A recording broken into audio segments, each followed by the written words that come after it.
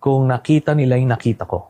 I'm referring to the government of the Dutertes at that time. Not necessarily yung galawan sa Senado per se. Yung administration ni Duterte is the worst in history, no?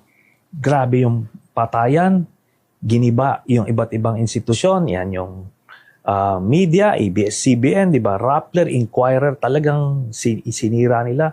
Pati yung church, in-intimidate, hinaras, may mga pareng pinatay.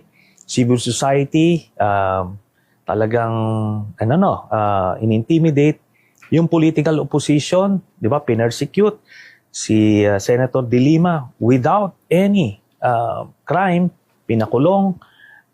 They tried it sa akin as well. Falling short of that, pinailan ako ng kaliwat kanang libel cases, mga harassment cases, and even yung aking amnesty, kinancel nila para lang mapakulong ako. So maraming ginawa.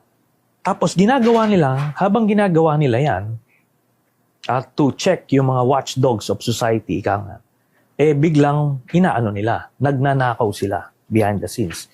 Yung formally, tens of billions of pesos na ninakaw dyan. Kaakibat niyan yung pagbili ng Sinovac. Tinubuan nila yon. Yung bawat bili nila ng isang vial ng Sinovac vaccine, tinubuan ng 2,000 piso.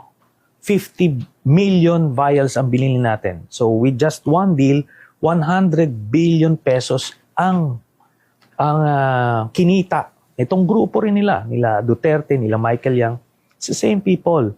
Tapos ito yung sa DPWH, sa Customs,